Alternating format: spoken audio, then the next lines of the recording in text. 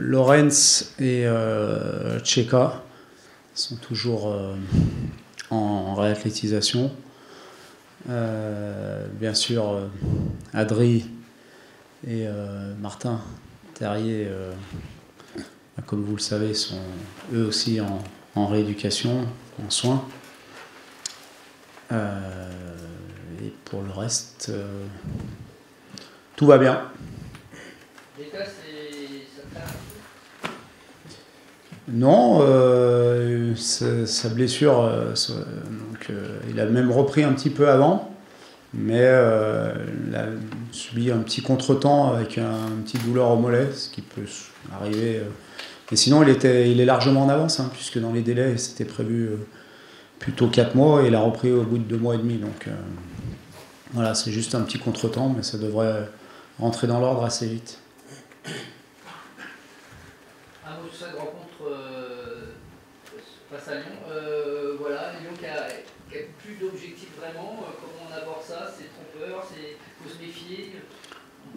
Plus d'objectifs, si on regarde bien le classement, ils peuvent encore en avoir un, à savoir la 5e place. Donc je me méfie un petit peu de tout ce qu'on a pu entendre depuis le match de mercredi. Et puis je connais le club, je connais les joueurs qui composent cette équipe. Ce sont des compétiteurs, donc je m'attends pas du tout à ce qu'il y ait un relâchement ou un abandon de leur part. Le hasard veut que ce soit ton 100e match au banc du Stade Rennais à Lyon. C'est quelque chose qui... Décidément, ma vie professionnelle est très liée à Lyon et à Rennes, puisque je suis en grande partie parti de Lyon à cause d'un match perdu contre Rennes. Là, c'est mon 100e match à Lyon avec Rennes. Voilà, c'est des signes assez marrants. Voilà, c'est un clin d'œil, mais bon, l'année dernière, je suis retourné à Lyon avec beaucoup de plaisir. Cette année, ce sera la même chose, quel que soit le résultat. J'ai toujours beaucoup de plaisir à retrouver des gens avec qui j'ai travaillé, avec qui j'ai bien fonctionné pendant 3 ans et demi. Sans les 2 copes, a priori, qui appellent au boycott après l'élimination en Coupe de France, qu'est-ce que ça peut changer sur cette rencontre? C'est dommage, parce que moi je préfère toujours jouer avec du public et une ambiance autour du match. Maintenant, ça c'est pas mon problème, c'est le leur. Donc on sera peut-être de retour pendant la période du Covid. Ça nous rappellera certains matchs. Voilà, mais bon, ça c'est anecdotique pour moi. Comment s'est passé plus généralement la semaine après le match de Lens? Non, le groupe a été, comme souvent dans ces moments-là, après une période difficile, après un résultat difficile, a été réactif, a répondu à nos attentes, à mes attentes, comme très souvent, que ce soit dans les bons résultats ou les moins bons, on a échangé, on a travaillé bien sûr, et j'ai trouvé un groupe combatif et prêt à repartir pour les 9 derniers matchs qui nous attendent, et aller chercher cet objectif de début de saison qui nous a été fixé. Et toi, est-ce qu'il y a une forme de lassitude? On a vu des échos dire que tu t'interrogeais. Quand on est entraîneur, on s'interroge toujours, toute la journée. On a toujours des interrogations. Est-ce qu'on a fait la bonne équipe? Quel genre de système de jeu il faut mettre en place? Avec quel joueur? Quel entraînement? Quel contenu? Quel management? À qui il faut parler?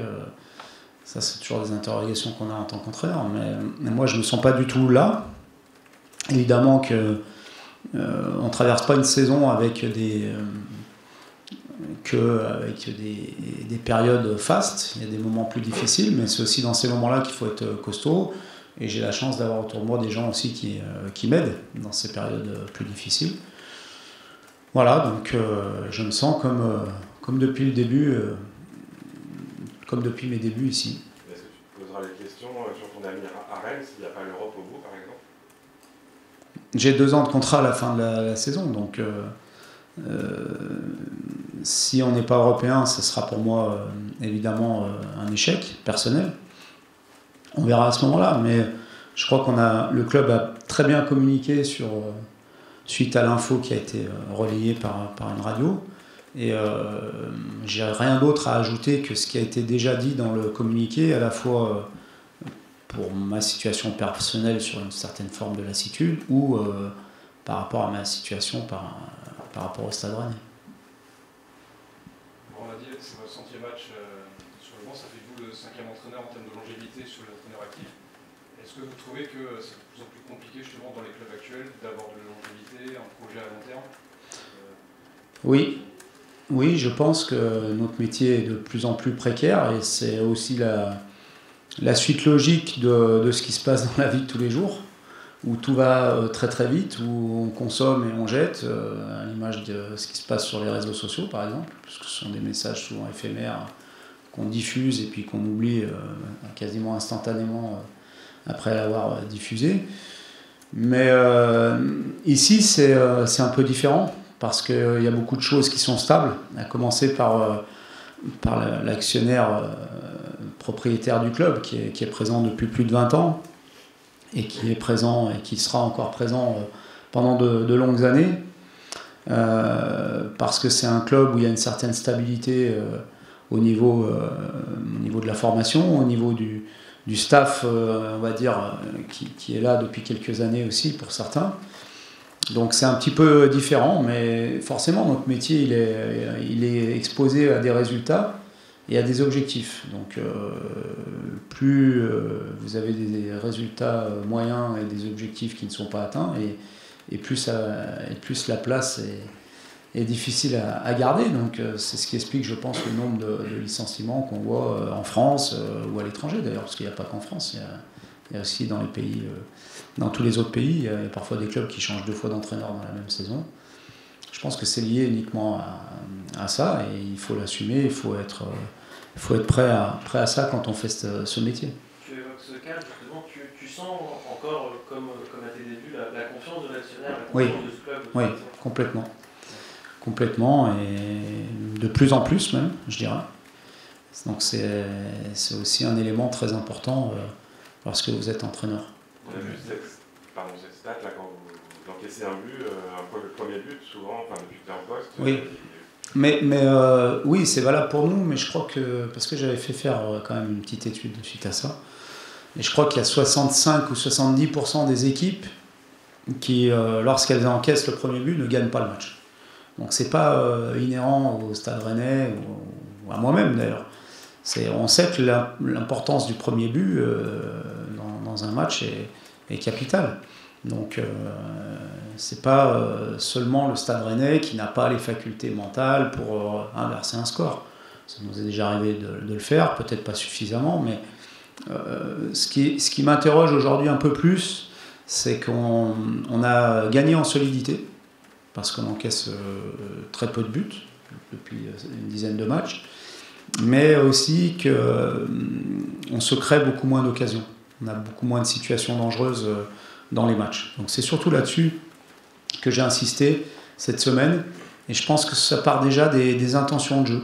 Il faut qu'on arrive à retrouver, et c'est pas si vieux, parce que ça date de 2 mois ou 3 mois, ou même sur certains matchs encore plus récents, on l'a fait, à Paris notamment, retrouver ces intentions de jeu et cette espèce de liberté aussi mentale pour retrouver ces mouvements et ce jeu combiné qui faisait et qui fait qu'on a la possibilité de se créer des occasions et donc forcément de marquer plus de buts. Sophie, récupérer peut-être des ballons hauts, oui. On sent qu'il y a peut-être moins de confiance, on a l'impression entre les joueurs, entre le pressing des uns des autres. Tout à fait. C'est très vrai. On a travaillé, je dis pas uniquement, mais essentiellement sur ça cette semaine. Et j'ai vu des choses plutôt rassurantes. Donc maintenant, à reproduire dimanche. Selon toi, c'est plus une question de confiance individuelle des joueurs ou plutôt d'une animation qu'il faudrait installer au fur et à mesure des matchs, notamment offensivement? Il y a un peu des deux. C'est vrai qu'on a fait pas mal de changements, que ce soit de système de jeu, d'association de joueurs, qui peuvent avoir peut-être perturbé les repères, l'équilibre qu'on avait. Mais je pense aussi qu'on a, avec la fragilisation des résultats en dents de scie qu'on a eu depuis le mois de janvier, qu'on a eu un petit peu aussi au niveau mental, la volonté d'être peut-être un petit peu plus recroquevillé, aller moins chercher nos adversaires, défendre beaucoup moins en avançant que ce qu'on faisait auparavant. Et je pense que c'est un vrai problème d'état d'esprit, de volonté de le faire. Parfois, par le passé, on l'a fait même, pas tout le temps de manière super organisée, mais on avait une telle énergie et une telle volonté de le faire ensemble qu'on récupérait quand même le ballon. Et ce sont des choses qu'on doit retrouver.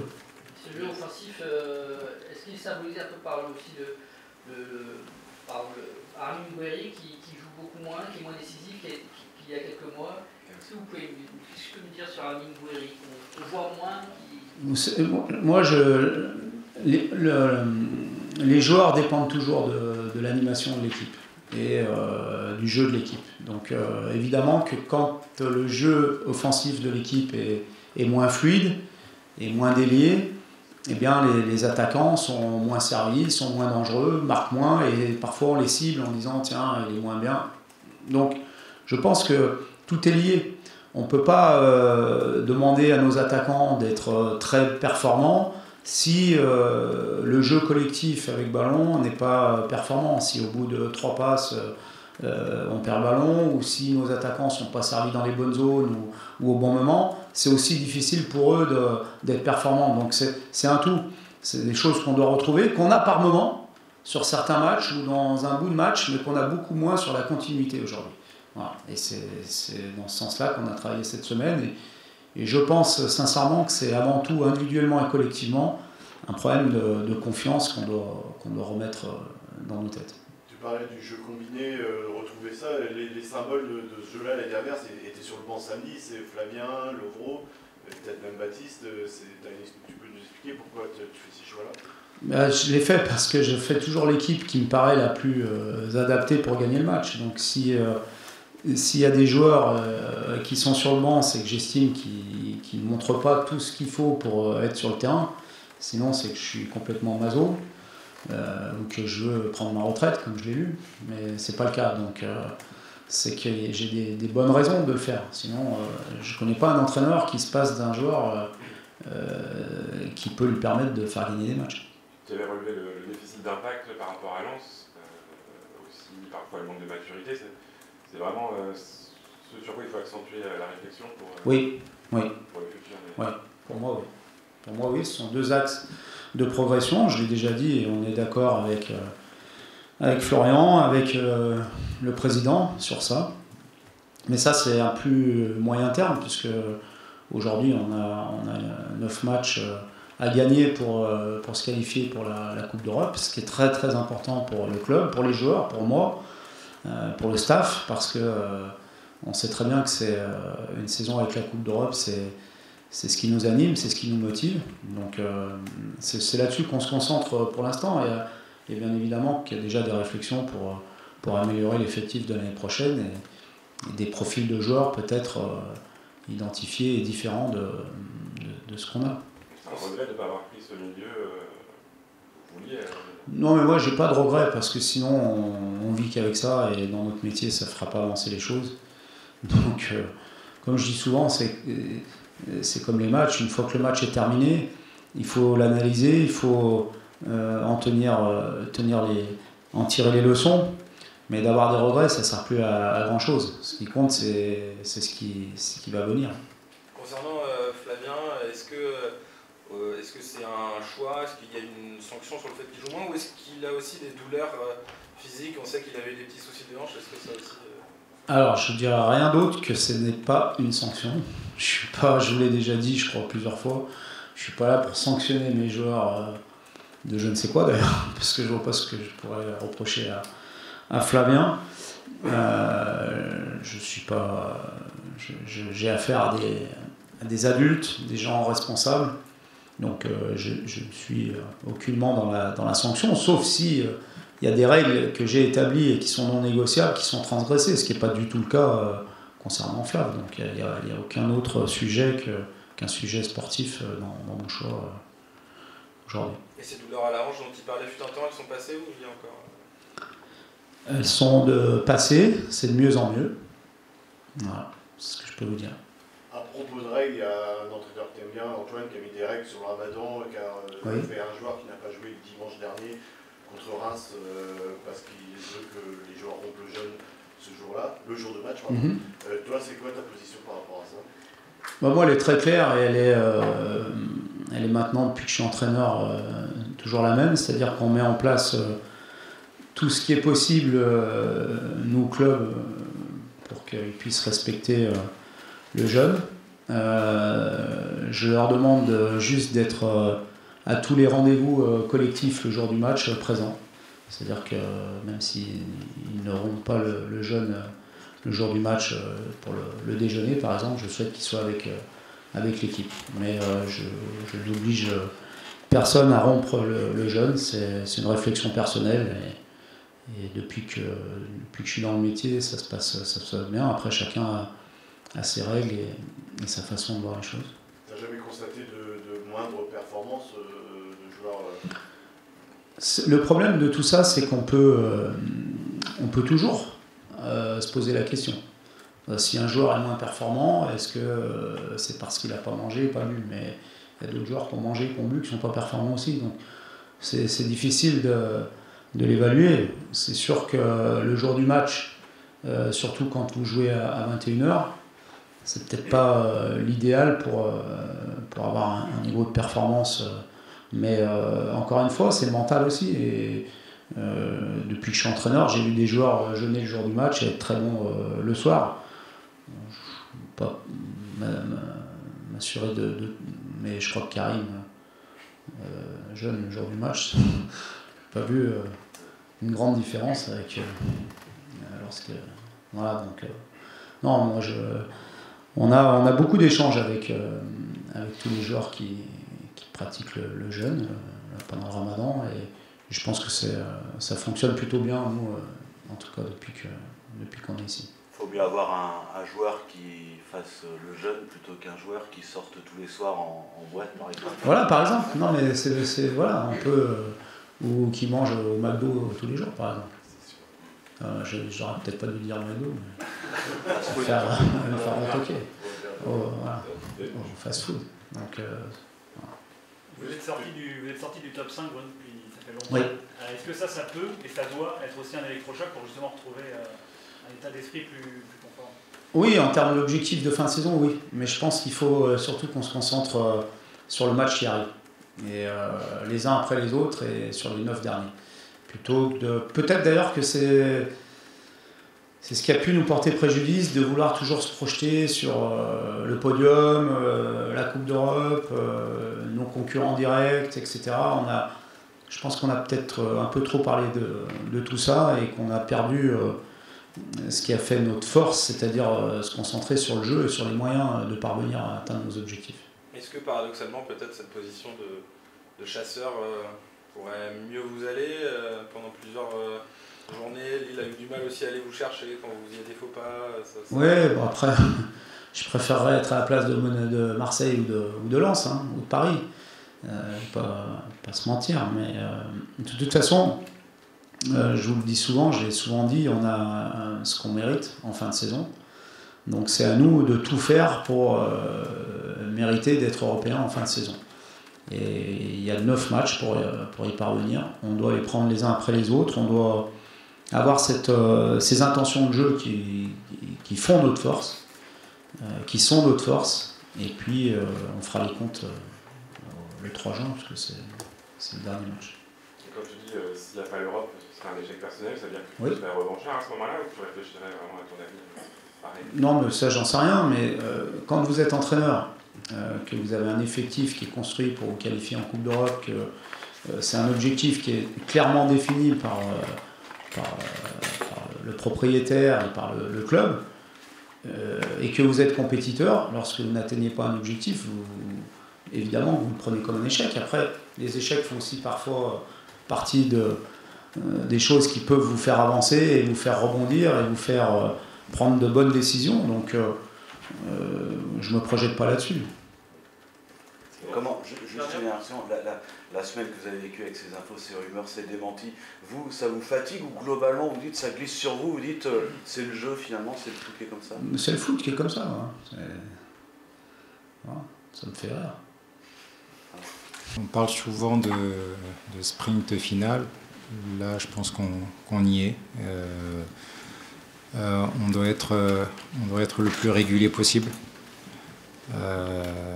et enchaîner un maximum de victoires. Mais pour ça, on doit être serein, on doit avoir confiance en nous et puis jouer les matchs à fond du début à la fin. Et puis, comme l'a dit le coach tout à l'heure, on fera le bilan à la fin, mais il faut être confiant, il faut être positif et puis jouer tous les coups à fond.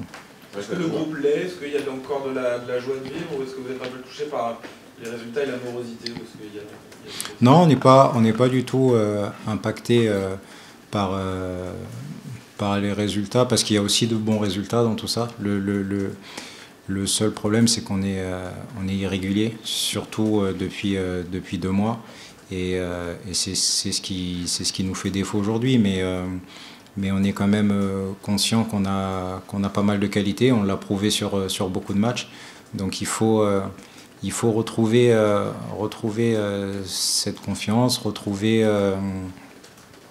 la confiance générale et puis cet état d'esprit qui faisait le nôtre quand on a enchaîné la série de victoires.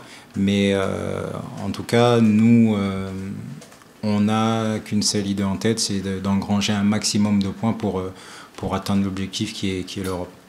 Et l'Europe, oui, donc effectivement, ça peut se jouer avec Lille, notamment sur la 5e place. Lille a été privé d'Europe, est-ce que tu ne crois pas qu'il soit un peu plus peut-être déterminé que vous? Ce serait peut-être l'autre consolation pour Rennes. Dans la détermination, je ne pense pas. Moi, en signant ici cette saison, je ne suis pas venu pour finir 6e ou 7e. Donc on a aussi cette détermination, cette volonté de finir européen. Donc voilà, ça va se jouer entre 4 ou 5 équipes, on en fait partie. Donc à nous d'être le plus régulier possible pour à la fin être dans les 5. Jouer dans un club en crise, qu'est-ce que ça change? Ça ne change pas grand-chose parce que le plus important, c'est nous. Le plus important, c'est nous, c'est de savoir ce qu'on veut faire, comment on va le faire, de quelle façon on va le faire. Donc voilà, chacun a ses problèmes. Nous, on a cette volonté d'aller là-bas, de gagner, de prendre les points pour continuer notre chemin et comme je l'ai dit, pour à la fin arriver à nos objectifs. Quand on est dans la situation de Lyon, là, leurs codes ne vont pas venir. Je crois que tu avais connu ça avec Marseille une fois, notamment contre Rennes, où ça ne s'était pas forcément très très bien passé. Qu'est-ce que ça change quand on est l'équipe? Est-ce qu'il vaut mieux ne pas avoir ses supporters, comme ça on se fait pas siffler quelque part, ou on préfère les avoir présents? Ça dépend de chacun aussi. Moi, perso, je préfère avoir mes supporters avec nous. Et après, peut-être que d'autres seront peut-être plus libérés, ça sera plus simple. Chacun le vit différemment, mais encore une fois, ça, moi, quelque part, ça ne me regarde pas et je ne me préoccupe pas de ça. J'ai vraiment qu'une seule envie, c'est d'aller gagner là-bas et de faire en sorte que l'équipe soit performante et soit bonne pour qu'on gagne dimanche. Ton coach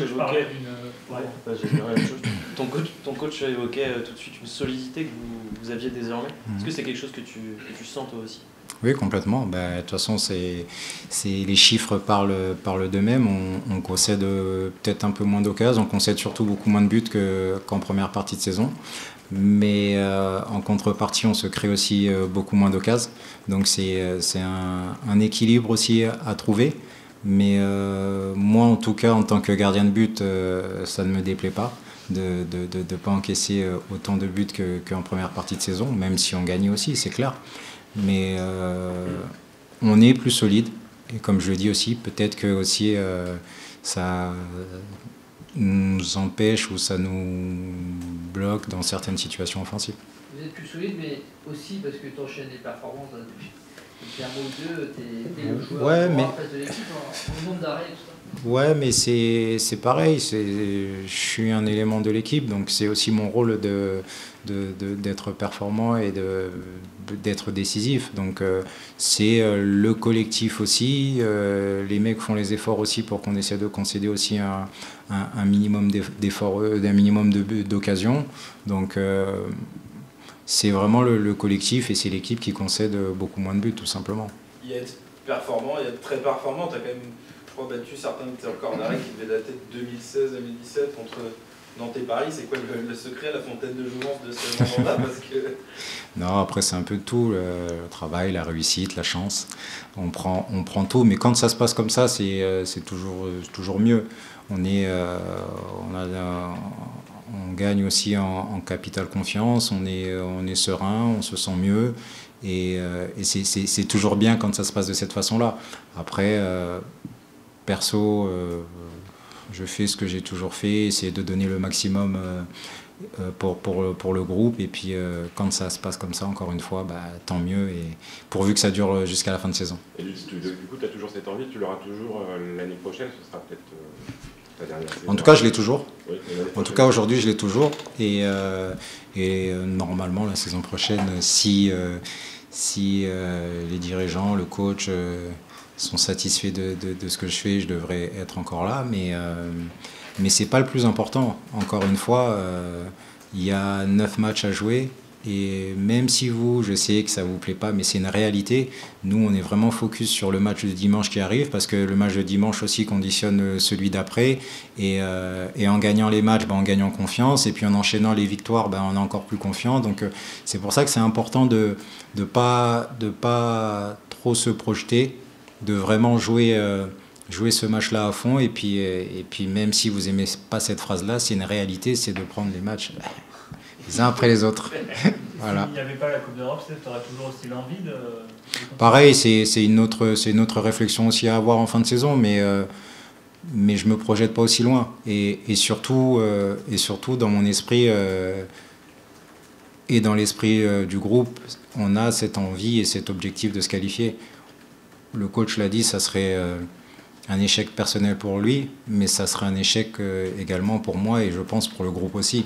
Donc on veut pas en arriver là et on va tout faire pour atteindre cet objectif. Après, le football est ainsi, on peut aussi ne pas l'atteindre, mais en tout cas on va donner le maximum et on va tout faire pour atteindre cet objectif. Le coach disait que si la récupération était peut-être un peu moins bonne, en tout cas la récupération haute, il pouvait y avoir un manque de confiance collective dans le pressing. Est-ce que sur le terrain, tu l'as ressenti aussi ces derniers matchs? Tu étais d'accord avec ce constat que fait le coach? Forcément, on le ressent et on le voit aussi. C'est clair qu'on récupérait beaucoup plus vite et beaucoup plus haut le ballon. Après, certaines situations, certains matchs, les résultats aussi, parce que, encore une fois, la confiance joue beaucoup. Quand on enchaîne 17 matchs sans défaite, forcément on rentre sur le terrain pas de la même façon. L'équipe adverse ne regarde pas aussi de la même manière, donc il y a aussi un rapport de force aussi qui se crée. Donc c'est quelque chose aussi à prendre en compte, mais à nous d'être plus fort que ça et puis d'inverser cette tendance. On l'a montré, on l'a fait sur pas mal de matchs aussi. Le seul problème, c'est qu'on n'a pas réussi à être aussi régulier que ce qu'on a pu faire en cette première partie de saison. Pour revenir à cette solidité défensive, toi, tu préfères avoir une défense à 3 devant toi ou une défense classique à 4? J'ai pas de problème avec le système. J'ai aucun problème avec jouer à 3, jouer à 4. Personnellement, ça me pose aucun problème. Et à partir du moment où on sait et on comprend exactement chacun quel rôle on doit avoir, et pour ma part, ça me change rien. Est-ce que tu as l'impression que ton rôle il change ces dernières semaines? Ton coach a choisi de laisser des joueurs un petit peu plus expérimentés, Baptiste, Lovro, Flavien sur le banc. Est-ce que dans ces cas-là, ton rôle à toi est un petit peu décuplé du point de vue encadrer les jeunes, ou est-ce que c'est aux jeunes au contraire de se responsabiliser un peu plus? Personnellement, non, mon rôle ne change pas parce que je suis qui est plus d'anciens ou non sur le terrain. J'ai toujours, je pense, la même attitude et je reste moi-même. Maintenant, c'est sûr que les jeunes, en ayant un peu plus de temps de jeu et en ayant aussi un peu plus d'expérience et de matchs, forcément, ils doivent être capables aussi d'élever le niveau d'exigence et puis d'apprendre tout simplement, quoi. Donc c'est pour moi, ça change. Personnellement, ça change rien. Et pour l'équipe, tout le monde se met aussi au diapason, et que ce soit les jeunes ou les moins jeunes, pour être au niveau. Bon. Un mot sur Laurent Blanc que vous avez eu en sélectionneur, vous allez le croiser ce week-end en tant qu'entraîneur adverse. Vous le sentez à la hauteur de la mission qu'il a menée à Lyon Je connais très bien Laurent Blanc et son adjoint Franck Passy, que j'ai eu aussi à Marseille. C'est deux personnalités qui sont très très compétentes, et j'ai aucun doute pour eux d'atteindre leur objectif et puis de mener à bien leur mission. Mais en tout cas, je leur souhaite pas de gagner ce week-end. Voilà. Merci beaucoup. Merci.